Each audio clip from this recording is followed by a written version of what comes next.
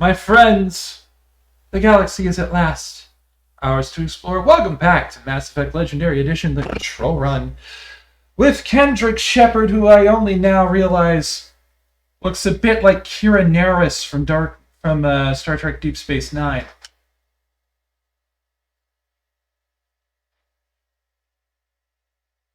The Citadel! Supposedly constructed by the long-extinct Protheans, this colossal deep space station serves as a capital for the Citadel Council. Gravity is simulated through rotation, and is at a comfortable 1.02 standard Gs on the wards, and a light 0.03 standard Gs on the Presidium ring. Total length while open, 44.7 kilometers. Total diameter while open, 12.8 kilometers. Population 13.2 million, not including the keepers. Gross rate 7.11 billion metric tons. In the Widow system of the Serpent Nebula. Like I said, the galaxy is ours to explore, and of course we do have our regular places that we can go to. We have Novaria, where we can get some more information. We've got Ferros, where we can get some more information. We've got Artemis Tau, where we can go get Liara Tassoni. But we also have some other places we can start. We got Gemini Sigma, Hades Gamma, Voyager Cluster, Armstrong Nebula, Kepler Verge, Hawking Eta, and two DLC places.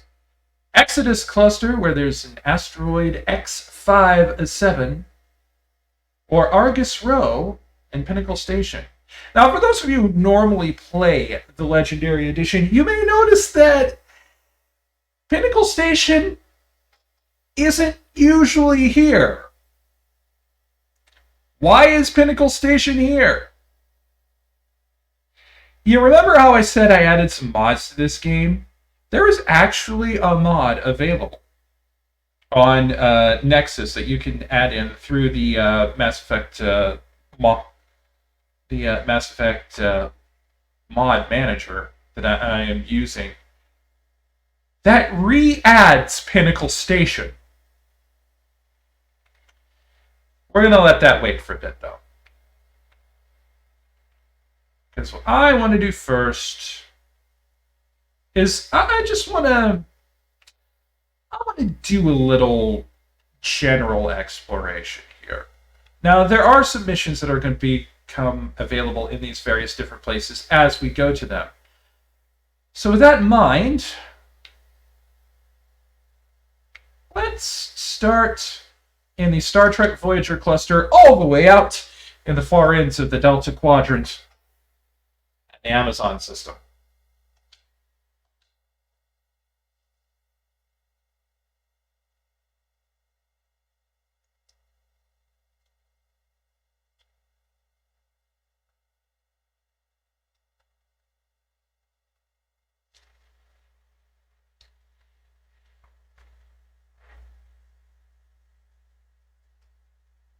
Ooh.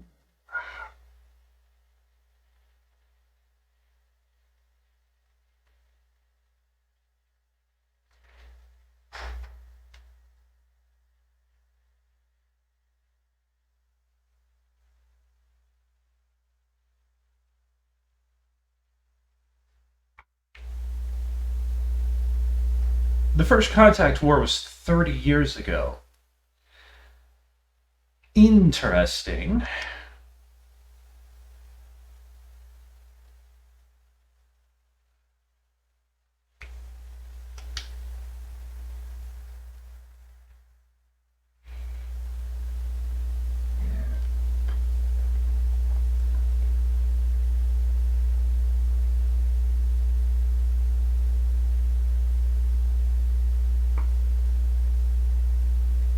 Ugh.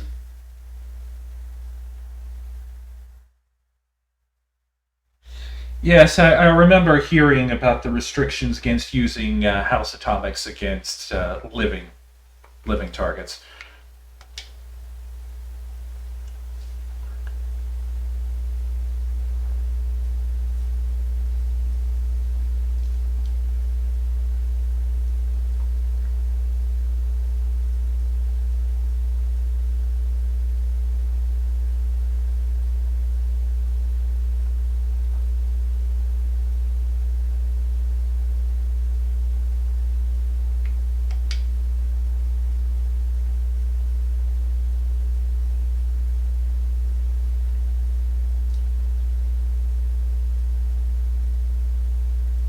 And here we have the first time that we ever meet Admiral Stephen Madison Hackett.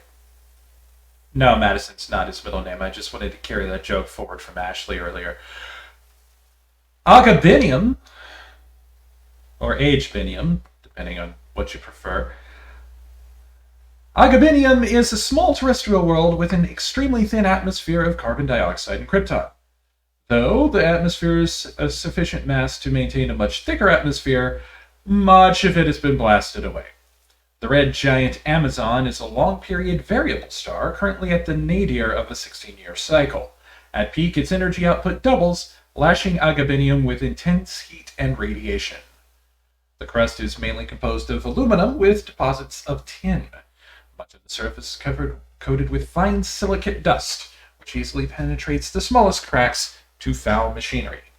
Orbital period 1.8 Earth years, radius 4,910 kilometers, day length 42.1 Earth hours, atmospheric pressure 0.17 Earth atmospheres, surface temperature minus 72 degrees centigrade, surface gravity 0.79 standard gravities. We're not going to land there quite yet because I'm going to look at the other planets in this system. Sonedma. Sonedma is the second of the Amazon system's arid superterrestrial worlds. It is considerably less dense than its neighbor Dernuka and has an atmosphere of carbon dioxide and ethane. Its frozen surface is mainly composed of iron-laced silicates with deposits of sulfur. I swear, some of these chemical compositions of the crust sound like somebody's fucked up wine tasting notes. Orbital period 6.2 Earth years, radius 9,647 kilometers, day length 44.7 Earth hours, atmospheric pressure 1.16 Earth atmospheres, surface temperature negative 108 centigrade, and surface gravity 1.2. We scanned the surface, and while scanning this planet, we detected a small deposit of polonium. This is a side quest that you can do in this game. You can survey various different planets and possibly get resources or find relics off of them that will give you additional experience points. And if you want to get close to capping out your level, it's probably a good idea to do it. Dernuka is an enormous terrestrial world nearly twice the size of Earth. Its environment is similar to that of Mars, arid and with a mix of craggy basalt highlands and sand-scoured deserts of iron-laced silicate dust. Dernuka's atmosphere consists mainly of carbon dioxide and argon, but the planet's mass is great enough that measurable amounts of helium, and even molecular hydrogen, remain trapped in its atmosphere. The planet's gravity well is deep enough that it has collected nearly a dozen small satellites, mostly captured asteroids, I would think should be the phrasing there. Its surface is scarred by many large impact craters, marking the final resting place of other captured asteroids.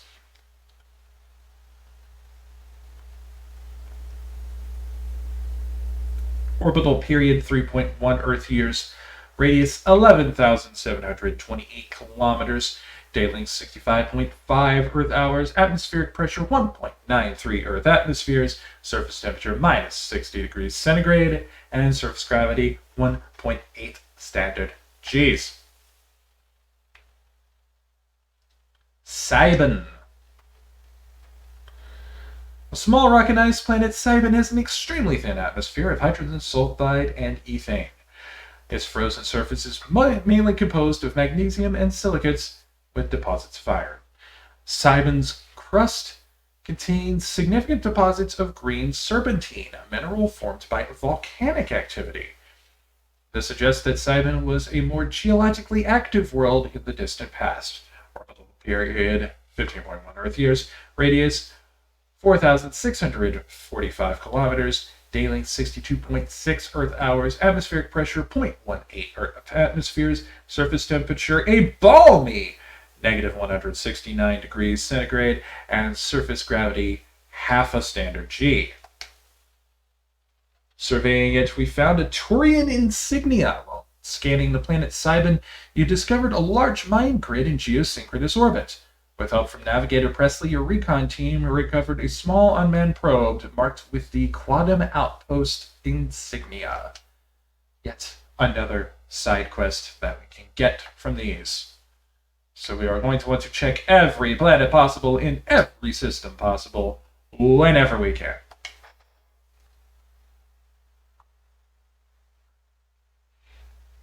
Not much to say about Tremor. It is a standard hydrogen helium gas giant with traces of methane and nitrogen in its upper atmosphere.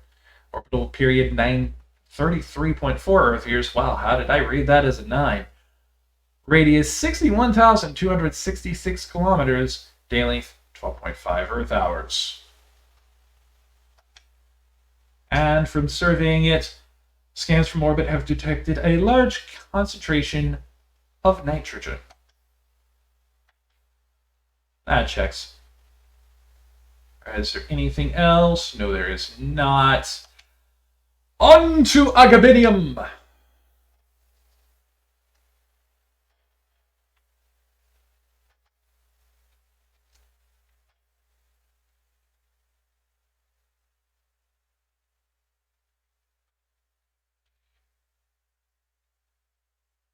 Alright. This is really only going to take place if we actually step out of the Mako, so let's figure who we want to take.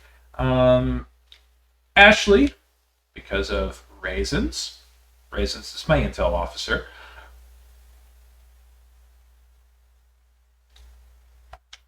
And the big dog, or not Rex. Or I suppose I should call him Erdnot Madison Rex? No, that doesn't work.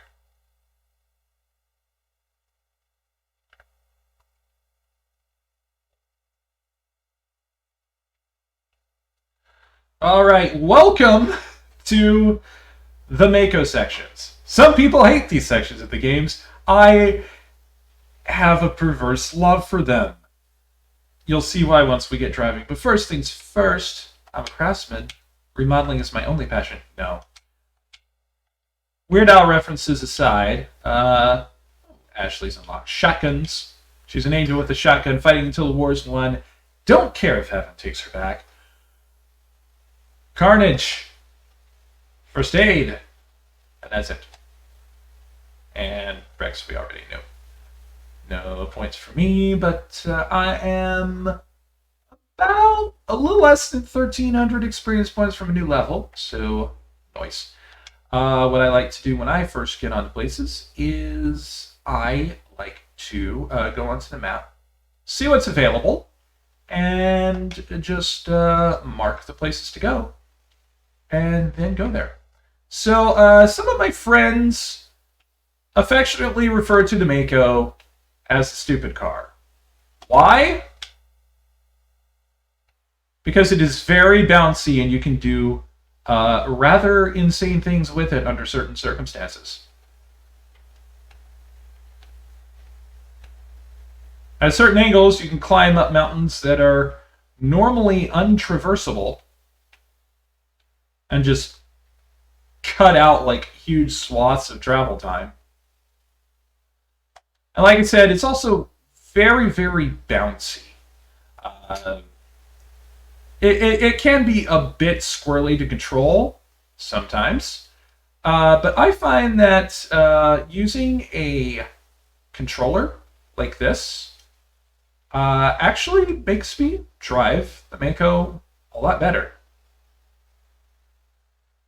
We got something over here that was not on the map. I'm going to go for the primary objective first, and then we'll head over in that direction, I think.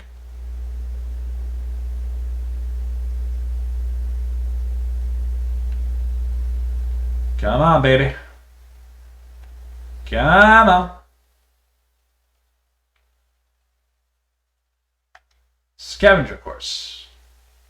Scavenger corpse. Oh, my tactic did not work. My speedrunning strat did not work until I shifted over a little ways. Another Turian insignia. This body is a long way from anything and appears to have been here for quite some time. On the body is a book of drawings, including one of the Saglar Outpost insignia. All right, so I'm just going to show you these things here. There are other various different special assignments we can get. We've got 2 out of 13 Turian emblems. Excuse me. Wow. We have 1 gas and 1 rare earth element. On the planets you can drive on, there are actually spots where you can also find and mine minerals. So we'll probably see that as we go along. Now to get turned back around and go after that other question mark that I noted.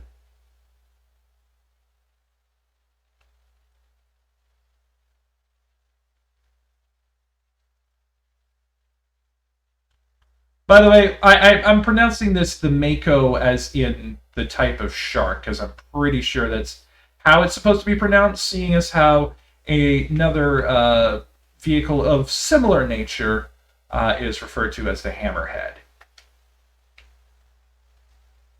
So unfortunately, it is not Mako like the deceased but beloved actor. Discovery! Brushing away the carbonization of the door of the contragravity speeder, you see the Nezo brand name. Judging by the charring, the wreckage has been here since the star's last variable peak. The corpse is wearing the remains of an expensive suit and what appear to be melted antique aviator goggles. Oh, great!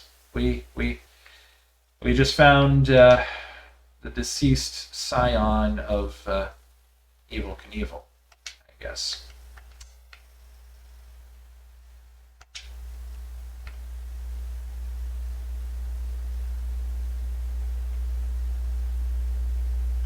The more things change, the more they stay the same.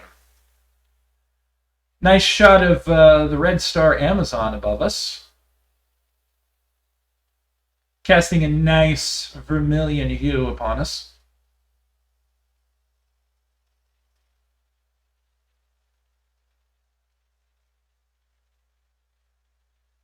Actually, that's probably not the exact name for this particular shade of red, but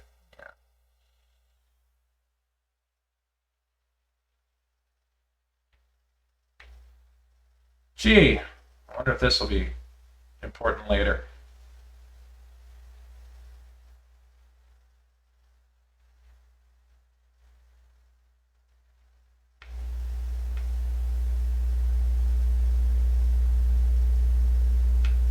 A crashed probe. Everybody out. Now, I also put in a mod that will let me just do these regardless of where my decryption and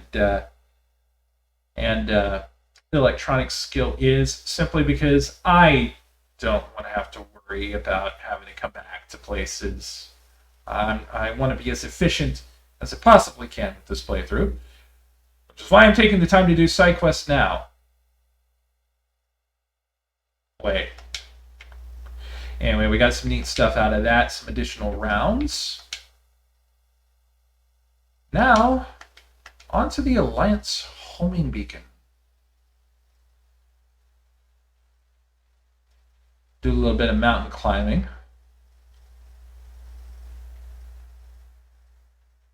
Get up onto the top of this hill.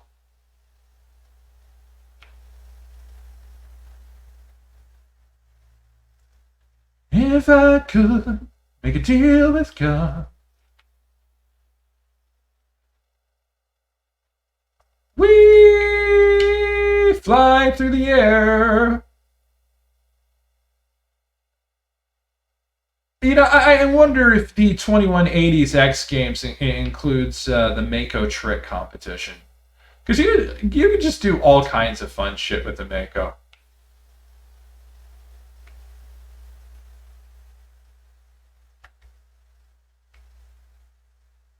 Well, here's our stop.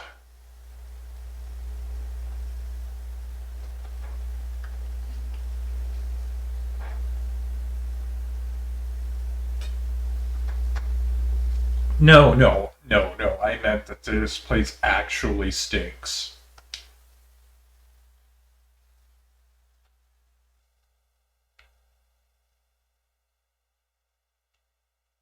Into the mine. What's yours is mine, and what's mine is mine. A mine is a terrible thing to waste.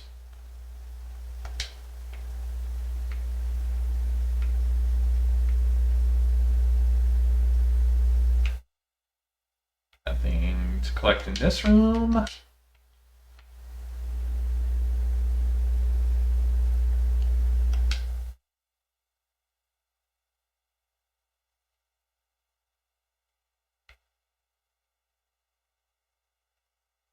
Alright. Look around, see if there are any crates that need to be picked up.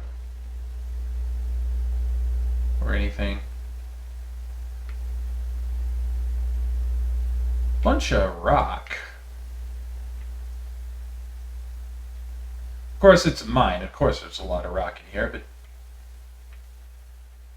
this much rock, I'm beginning to wonder if that They Might Be Giants song is, in fact, actually accurate. Because it seems like everybody did, in fact, want a rock to wind a piece of string around.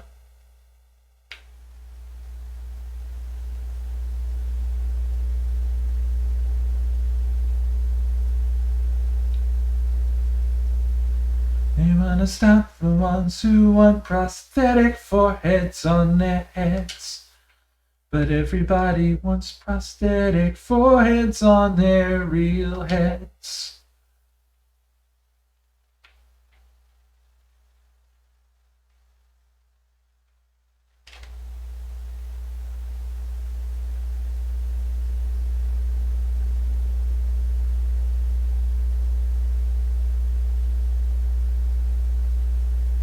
Uh, I'm sorry. Do we know each other?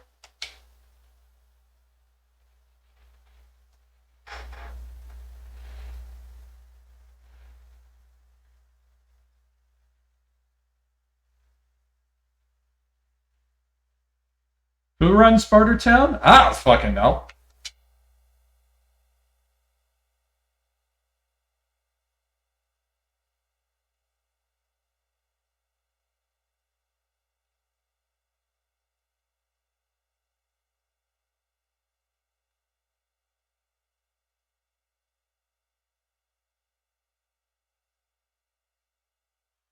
Oh, it's this asshole. I still have no idea who you are.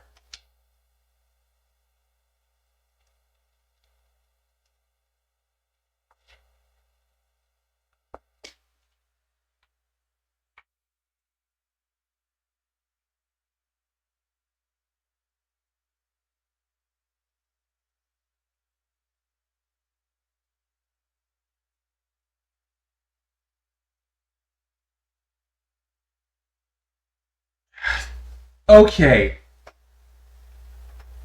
let me get this straight. You have been holding on to this grudge ever since the Skillian Blitz, some unknown number of years ago, that some shepherds are actually apparently old enough to have participated in.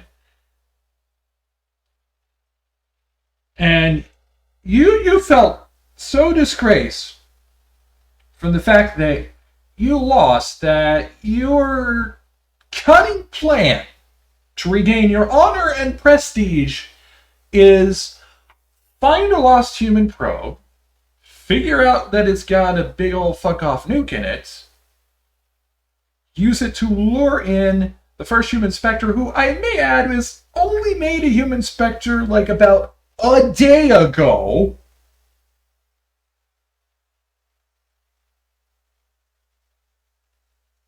So that you could trap them and blow them up.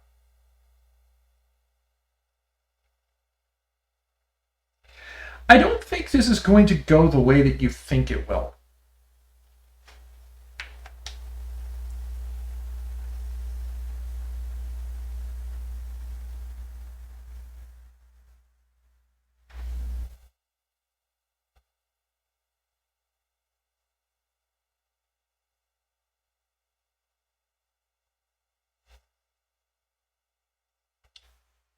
So what you're saying here is that you're going to leave us here much the same way that you were left here. Buried alive. God, I'm getting all the Star Trek references this episode.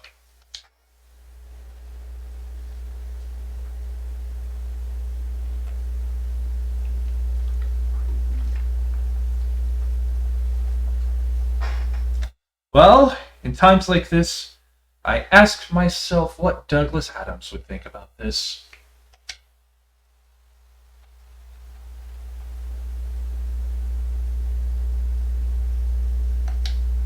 There's no time to get out. We have to disable the bomb.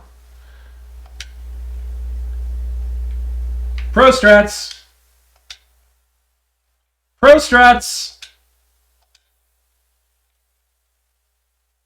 Prostrats! 3 prostrats! That could not have gone better. How hard can it be to disable? Oh, it can't be that easy to disable a nuke. No, it is. It is incredibly easy to disable a nuke.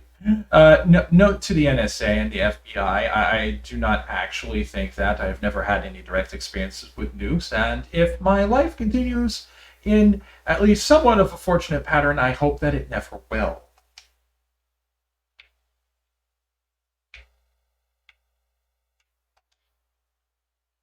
Hammerhead rounds and armor piercing rounds. Oh, and I got a another grenade. Oops, wrong one.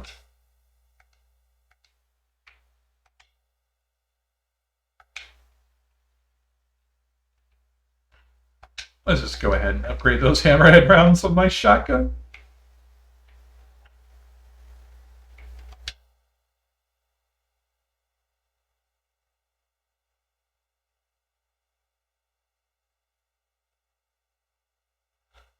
Oh gee! We came out exactly at the spot where we thought we would. And my Mako is actually not that far off.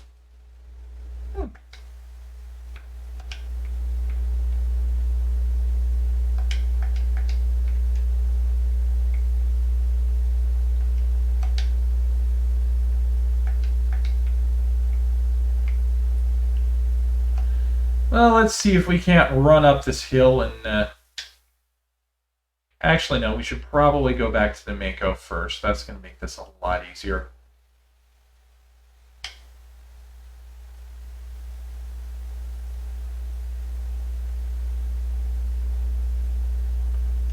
I guess what I mean to say is, uh-oh, we better get Mako.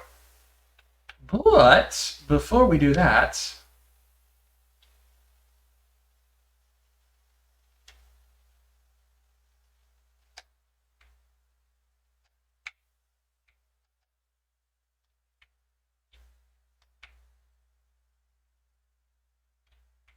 I agree. I very much agree, Ashley.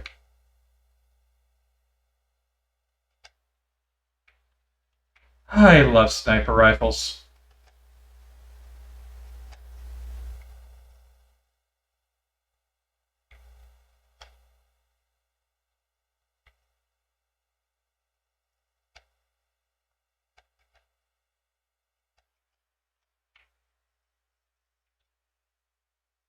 Oh, that bastard did not die.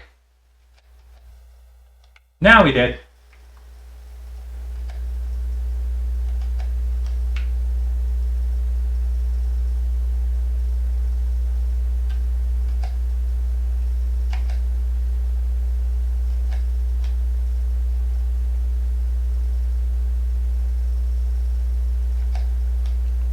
Hollyat went through a lot of trouble to draw you here.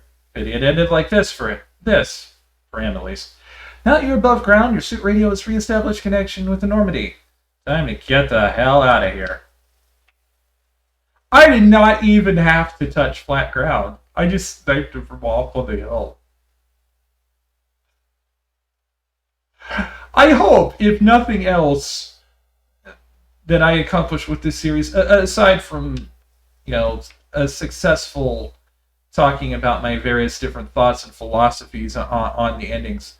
I hope I do get across my appreciation for sniper rifles in games, because I mean, I mean, I'm sitting here on the Group W bench with my sniper rifle.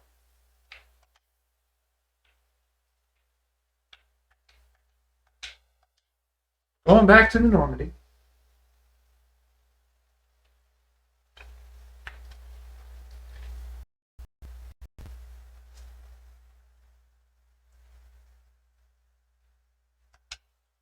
Back to the galaxy map.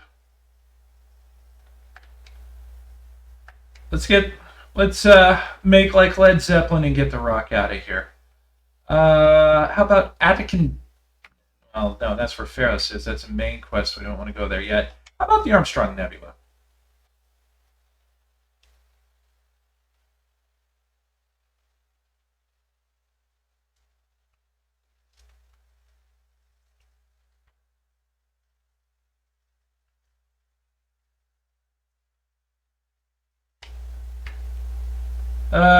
Give me the deets.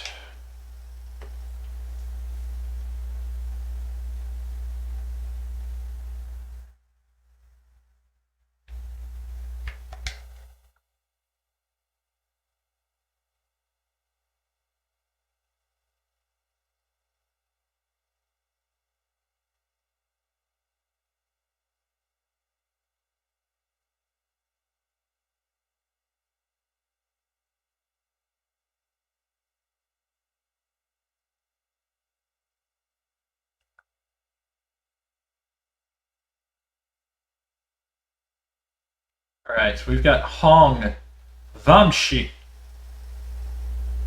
Tereshkova, Gagarin. In case you haven't noticed by this being called the Armstrong Nebula, all of these systems are named after real-life famous astronauts or cosmonauts. On to Vamshi. Let's start with Vamshi.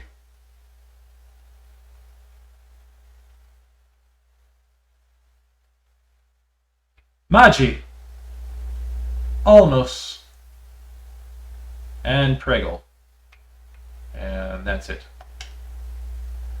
Okay, so Magi is the planet that we're going to be landing on. Let's go ahead and read the deets. Magi orbits the Vamshi binary giant stars. Vamshi Alpha is a blue star spectral class A4111. Or A43, I'm guessing that's Roman numerals. Which burns at half again the temperature of Sol. Vamshi Beta is an aging red giant of class M53, over 220 times the size of Sol. Magi has a thin atmosphere of methane and carbon monoxide. The difference in temperature between the hemisphere facing the suns and that facing deep space causes constant wind, stirring the silica and sodium dust of the surface. Unsavory characters from the Terminus systems occasionally use Magi for forms of cruel sport, dumping slaves, hostages, quarreling shipmates, or even vicious animals on the surface. One must kill the other before they will be rescued from the lethal radiation of the giant stars. Orbital period 5.9 Earth years. Radius 5,727 kilometers. Day length 55.3 Earth hours. Wow, there's my dyscalculia. Atmospheric pressure 0.42 Earth atmospheres. Surface temperature negative 121 Celsius. Surface gravity 0.85 standard Gs.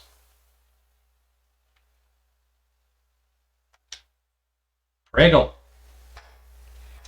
Pregel is an enormous terrestrial world with an atmosphere of chlorine and ethane. Its surface is mainly composed of sulfur with deposits of aluminum, or, if you're British, aluminium. No landing has ever been attempted. Orbital period 17.8 Earth years, radius 10,510 kilometers, day length 49.8 Earth hours, atmospheric pressure 1 solid Earth atmosphere, surface temperature negative 131 Celsius, and surface gravity 1.1 Standard gravity. While scanning the planet Pragal, you discovered several marker buoys orbiting it. Chief Engineer Adams secured some high-res optical images of the buoys, which appeared to have been neglected for some time. Each one was marked with the Baetica colony insignia. So that's 3 out of 13. Almost. Edward James Almost. Almost is a hydrogen-helium gas giant with traces of sodium darkening its atmosphere. Orbital period 46.7 Earth years. Radius 60,948 kilometers. Wow. Day length 67.1 Earth hours. Alright, but enough of that shit. Back to Maji.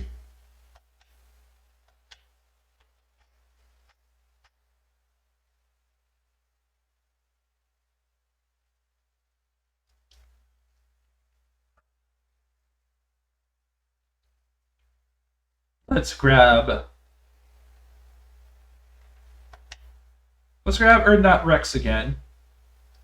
And this time, let's go with Geras Vakarian. Feels wrong to be in Turian space and not, use a Turian.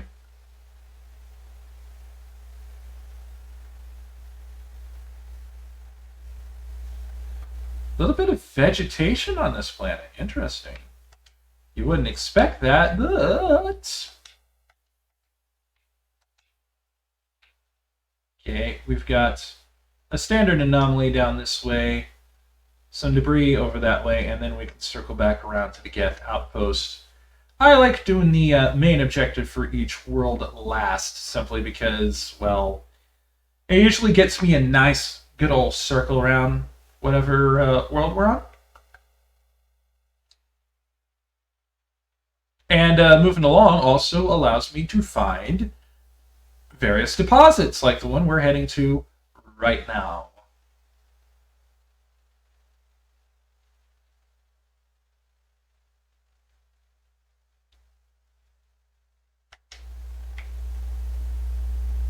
Thorium deposit.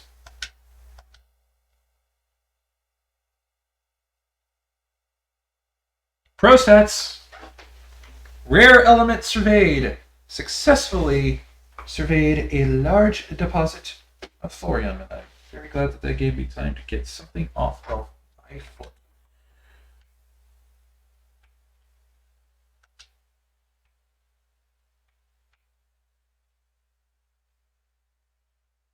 Alright. You kind of want to look for brighter colored patches on these mountains, because those are usually the places where you're going to be able to get enough grip with the Mako to be able to scale over mountains. Otherwise, you might have a bit of a tough time. The darker colored patches are usually steeper. And on some worlds, if you can look out for vegetation, that's even better.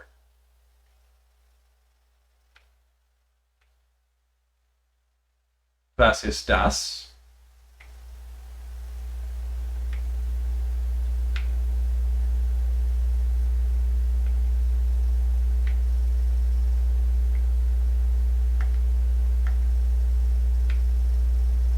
Ancient debris. An artifact. Prostats! Turian insignia recovered. The strange-looking sensor has some ancient graffiti scribbled on it. Ah, yes, the Turian equivalent of Kilroy was here. It appears to be marked with the Edessan colony insignia. So again, the Turian equivalent of Kilroy was here. You wonder who I am. Machine or mannequin. With parts made in Japan. I am the modern Turian.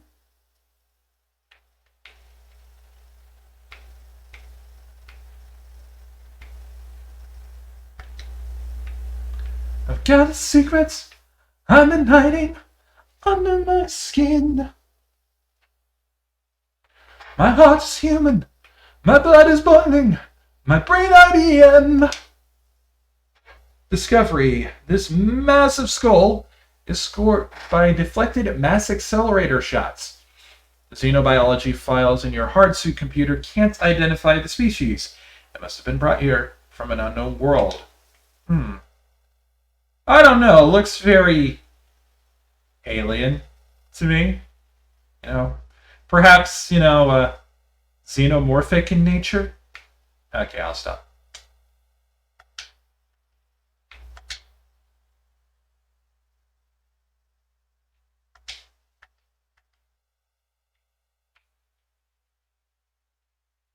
Let's head for the debris. Now, we haven't come across it yet, but some of these planets, some of those anomalies, end up being in a very, very flat plane, and they end up revealing something very iconic about these series, and I kind of hope we end up fighting one in this episode at least once. But I suppose we'll burn that bridge when we come to it. In the meantime, crash probe. My skills. Rosets. And now to the outpost.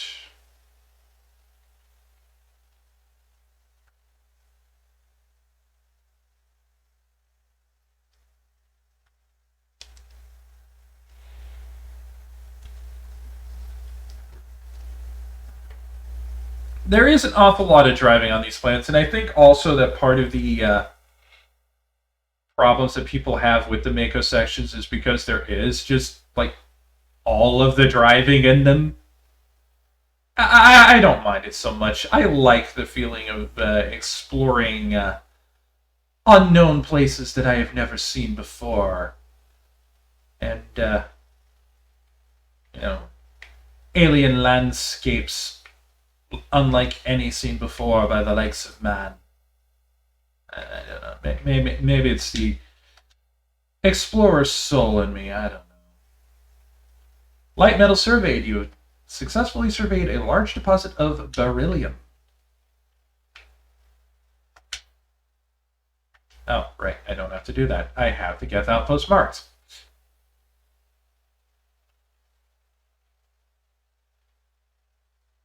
Yeah, I actually like driving along these. It can get a bit on the long side in some cases, and a bit annoying if you don't know what you're doing with just going mountain climbing.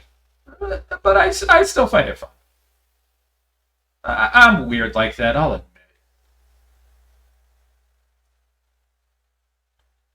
We've got another thing here pretty soon. But unfortunately, you see those red diamonds. We've not only got something to scan, but we got baddies to watch out for. So let's see if we can quickly sneak in and get this magnesium. Oh, my skills aren't going to work. Ooh, level up off of that.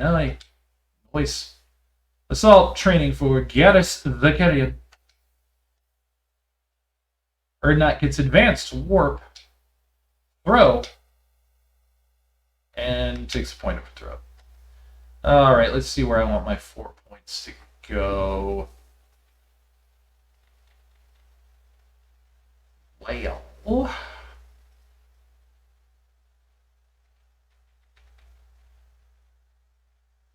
how about we just unlock medicine here?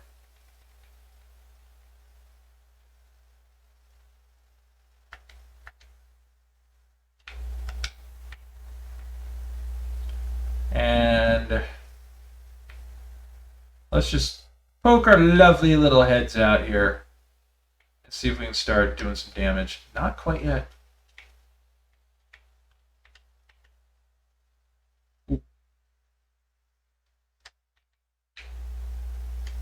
Turrets. Well, that's 2 down.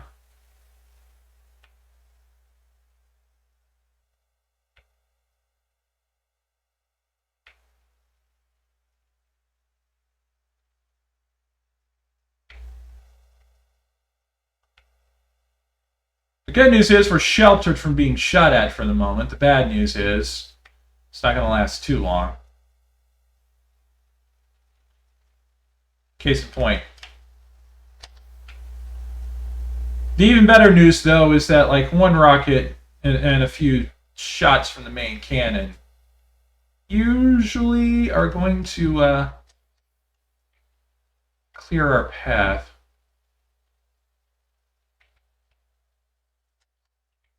I like that. When I move, you move, baby, just like that. Wiggle our way up this mountain.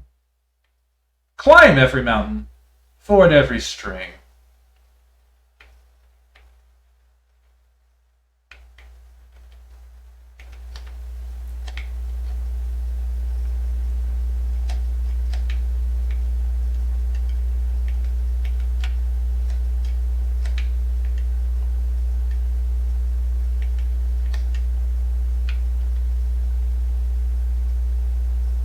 Is it overkill to take out normal guest snipers with the rockets? Yes. Is it also ridiculously efficient to take out normal guest snipers with the rockets? Also, yes.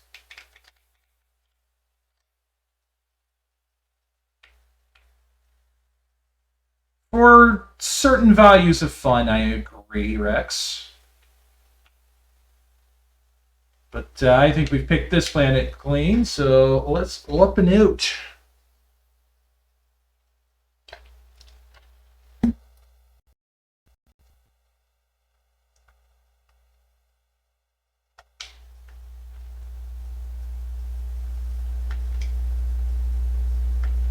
All right, that's Vamshi over to Hong.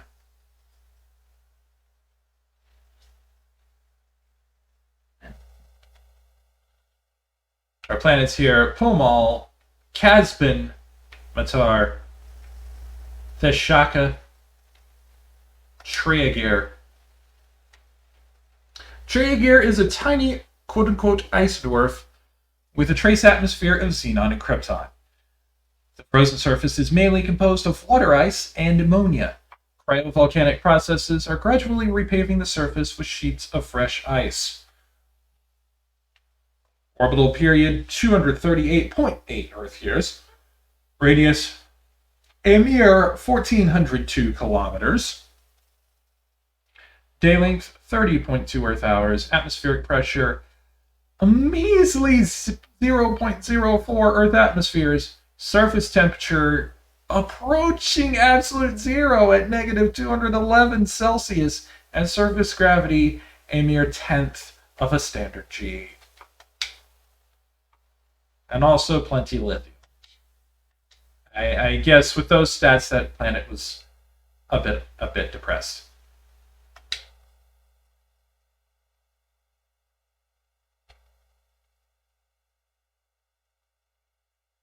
Pobal is an enormous terrestrial planet with a very dense atmosphere of carbon dioxide and sodium. The surface is scorching hot and mainly composed of sodium oxides and deposits of nickel. There is evidence that Pomal was once covered with broad, shallow seas. Should a probe ever be sent to the planet, a check for ancient fossil life might prove valuable. Orbital period half an Earth year. Radius 9,616 kilometers. Day length 47 hours. Atmospheric pressure 31.59 atmospheres. Surface temperature 492 Celsius. Oi! Oh boy. And surface gravity 1.2 G. That's not good, Pomal. Tis a dangerous place. The Shaka. The Shaka is a standard hydrogen-helium gas giant. In the past, it was once used as a drive discharge point for pirates raiding human settlements from the Terminus systems. In 2178, the Alliance set up a network of covert sensing devices on the Shaka's moons. Wow, typo. Recordings of pirate FTL exit vectors over the course of 6 months led the Alliance Navy to 8 major pirate anchorages. Since the Shaka raids, no ships from the Terminus have been reported in the Hong system. Orbital period 84.4 Earth years, radius 65,976 kilometers, day length 14 Earth hours. Yeah, I did pull them all. Matar.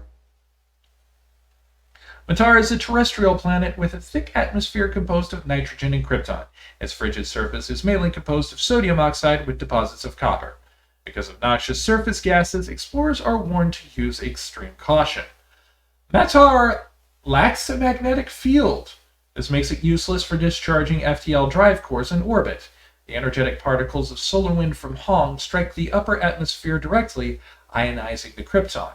This gives the planet its distinctive minty green-white hue and also makes it very dangerous to Superman and Supergirl. Orbital period 29.8 Earth years, radius 4,599 kilometers, almost 46,000. Day length 54.5 Earth hours, atmospheric pressure 3.72 Earth atmosphere, surface temperature minus 64 Celsius, and surface gravity 0.57 standard G. And we have a new collection quest. Matriarch's writings discovered.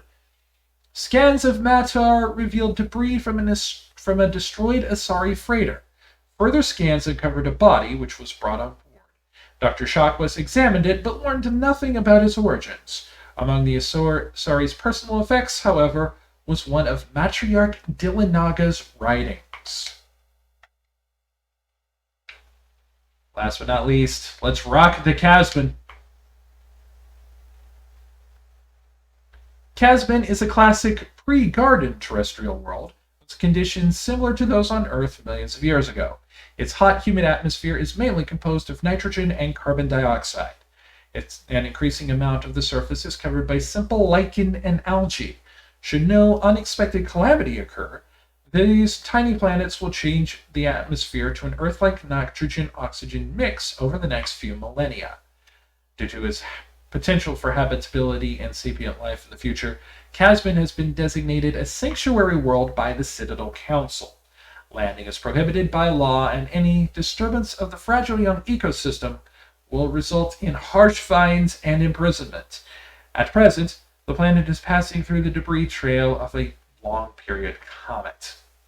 Orbital period 1.1 Earth years, radius 7,819 kilometers, day length 44.6 Earth hours, atmospheric pressure 1.1 Earth atmospheres, surface temperature just short of boiling at 99 Celsius, and surface gravity 1.1 standard gravities.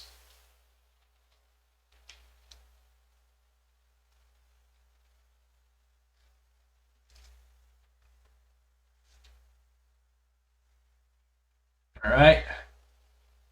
Let's take Kaiden Madison Alenko and Tori Sarah Madison Naraya.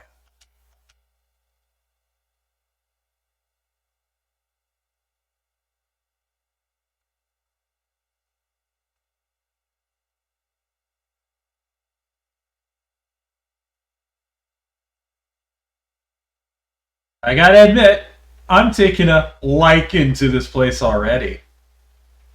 Oh, come on. I had to go chug a Conroy on this at least once. Kaiden. I keep thinking Japanese pronunciation when I see his name spelled out. Medicine unlocked. Neural shock unlocked. Lift unlocked. And the power active. Tali Sora Naraya.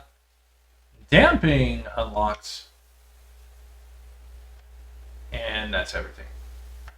Alright, and let's take a look at our map. Anomaly, debris, anomalous signal, and the Geth outpost. So again, we're going to be doing a pretty wide circle around Casbin. Shame don't like it. Rock the Casbin, rock the Casbin.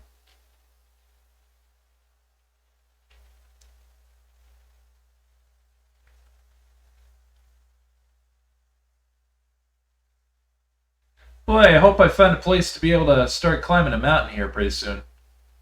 Oh, look, I think I may have found it. See, this is what I was talking about, looking for spots with vegetation. As long as you can boost up to those green spots on there, you'll get enough traction to maintain your upward trajectory for a good long while. And be able to reorient yourself into at least somewhat of an upward arc. Also, don't necessarily like hold down your boost the whole way.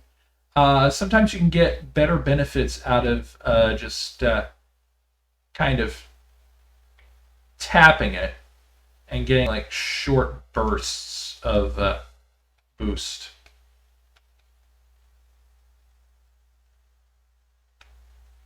It's especially good when you're trying to go through mountains like this that have like really tough,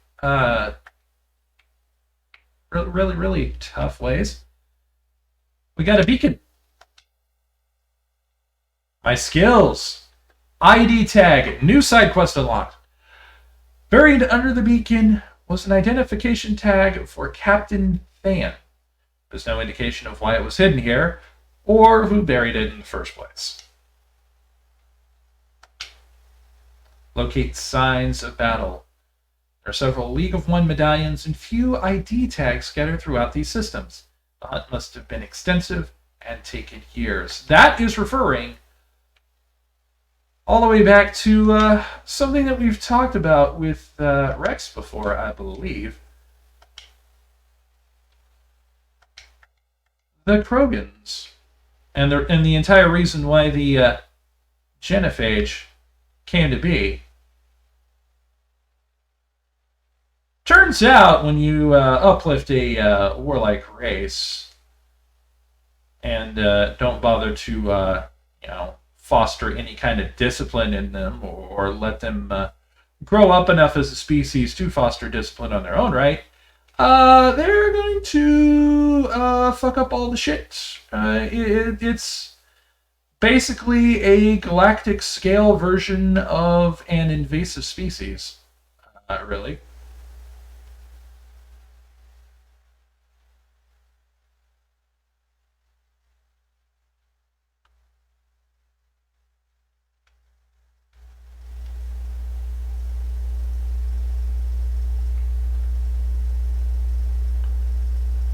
And this, I think, is a reason why we should have like a version of the Prime Directive, though obviously not the dogmatic version that some forms of Star Trek have the Prime Directive to be.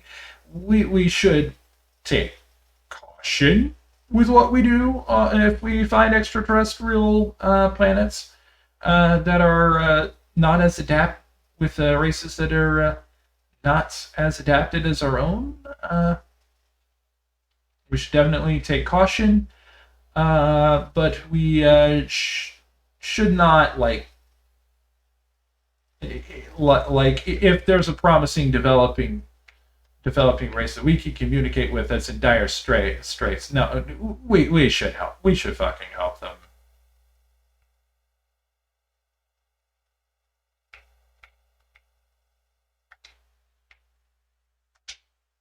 Another crashed probe. Bro stats. We got an anomalous signal.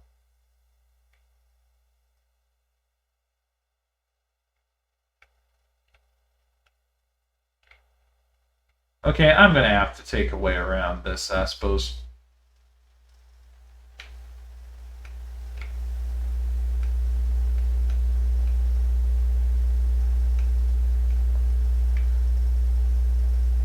And let's get back some kind of high ground on this.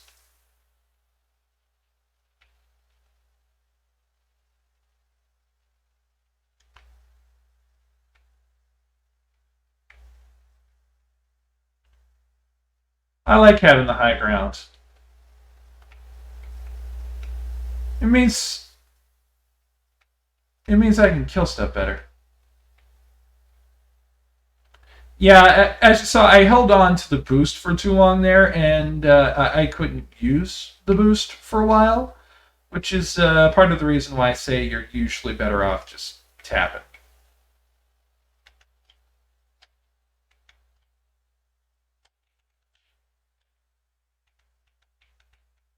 Come on. Ooh, another level up. Oh, there's another tower over there.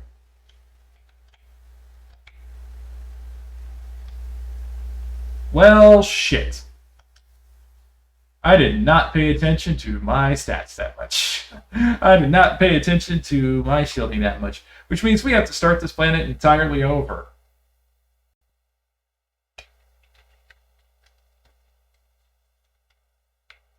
Oh well.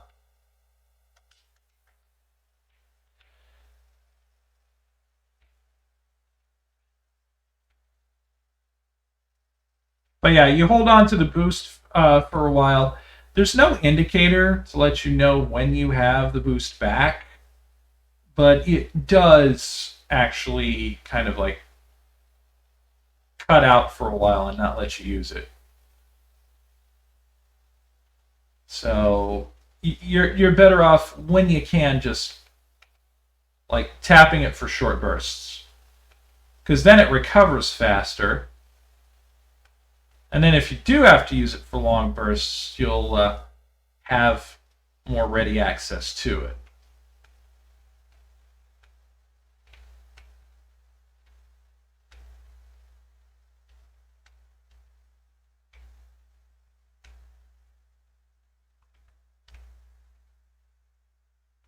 And sometimes that long burst can get you up onto those lighter or green colored spots that I mentioned that have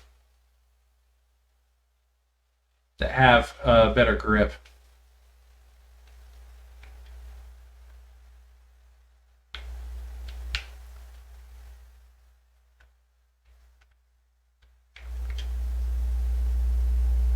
Come on.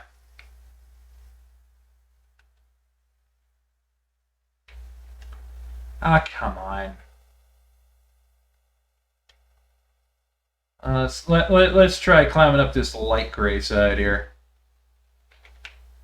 Oh, come on.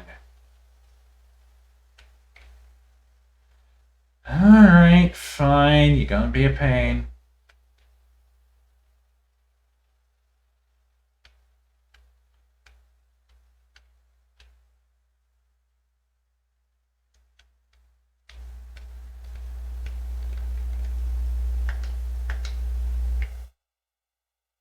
Please remain inside the beacon in the Bako until it has come to a complete stop. My skills.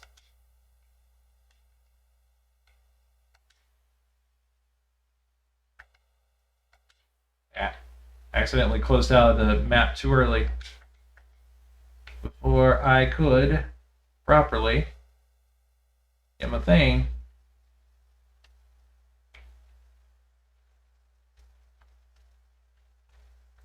Now we get to try and turn around here. Turn around. Every now and then I get blown up by an armature and have to restart this planet. Turn around. Every now and then I make a major fuck up and I lose a good bit of progress.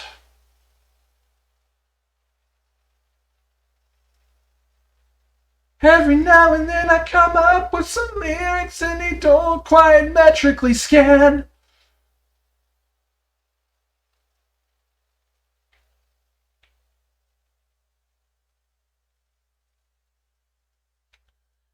Every now and then I come up with some stupid words, 'cause that's the kind of girl that I am.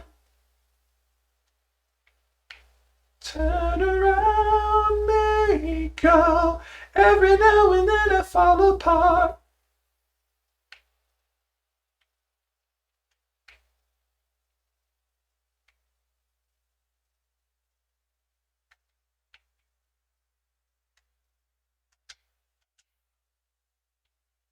Pro stats.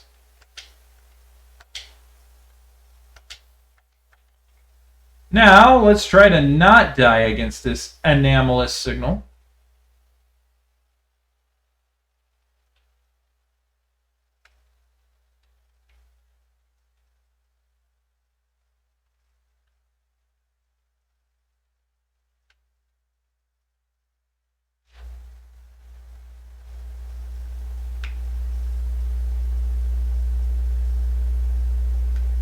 Come on. Get me up to that grain.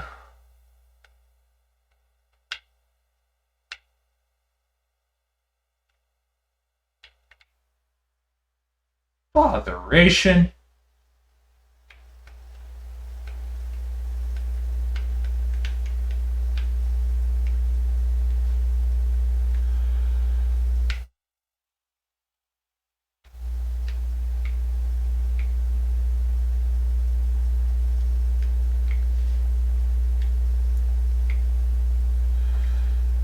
Mountain climbing in the Mako. Sometimes it's fun, sometimes it isn't.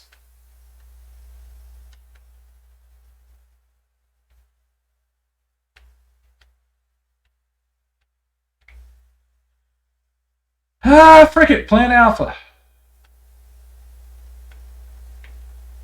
I was going to try and get a different vantage point, but never the frick mind, I suppose.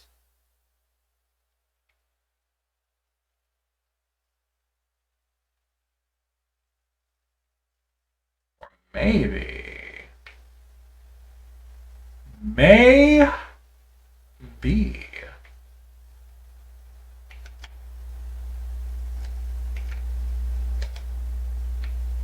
Well, that's one less turret I have to worry about on the way over.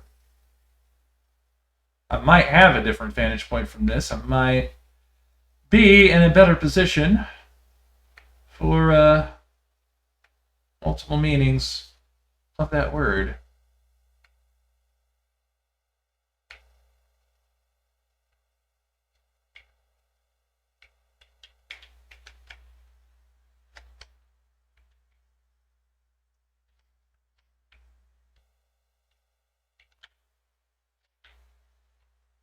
All right, back up, back up. Tell me what you want to do now. Keep rolling, rolling, rolling. What?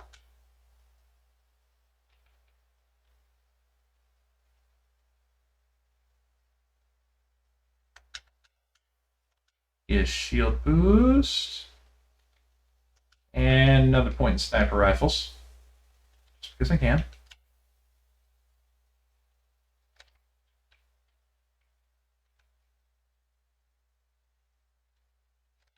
The armatures are like the turrets, but they're a lot more mobile, which makes them much more annoying, really. Back off a bit. Get over the hill. Let me shield regen.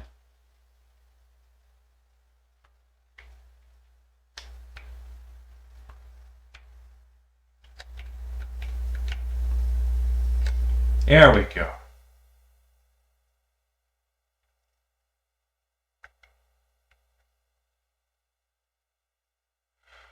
Those things do not look nice.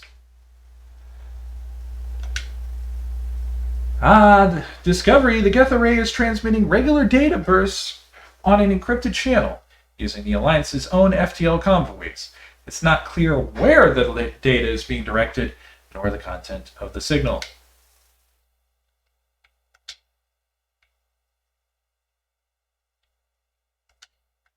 Now,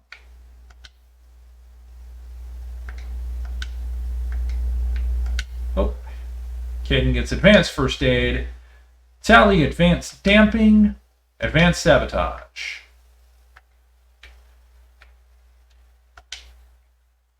That went much, much, much better than last time.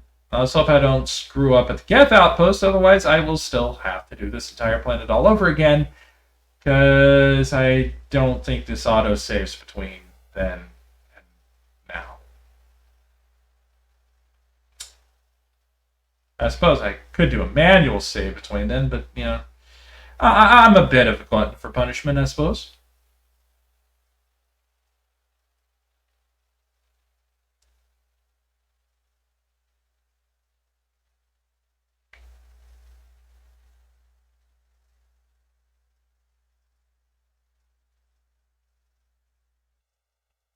Na na na na na na na na na na na na stupid car.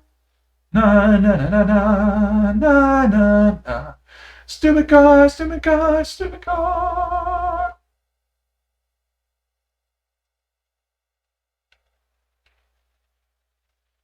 Get a grip on that lichen.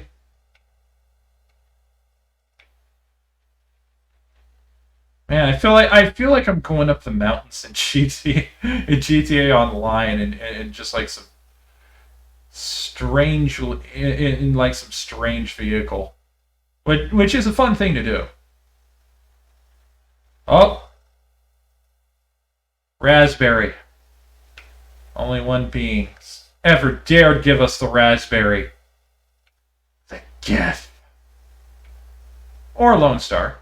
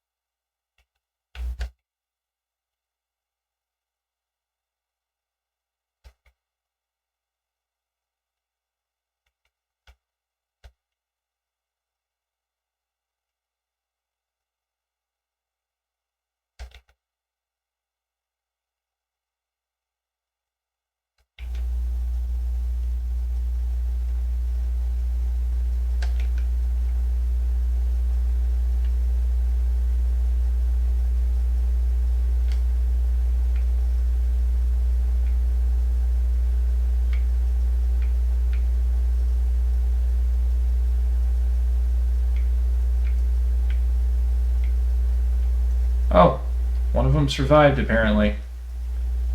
Let's fix that.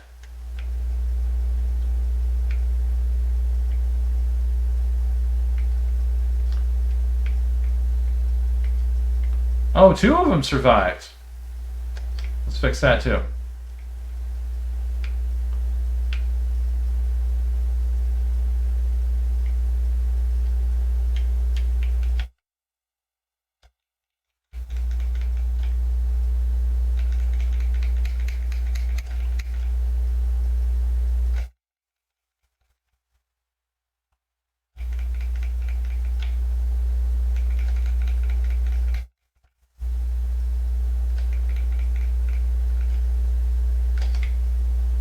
Okay, fine.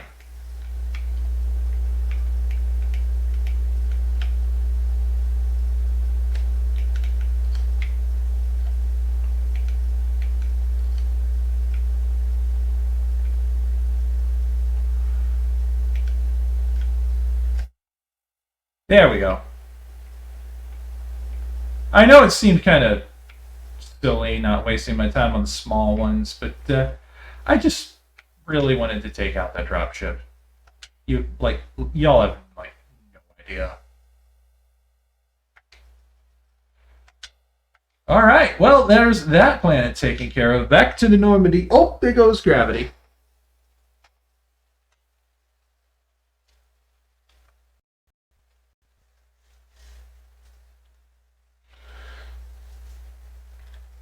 And we're going to stop here with half of those Geth outposts taken care of.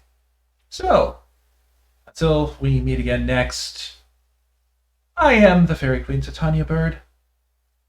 Later, y'all.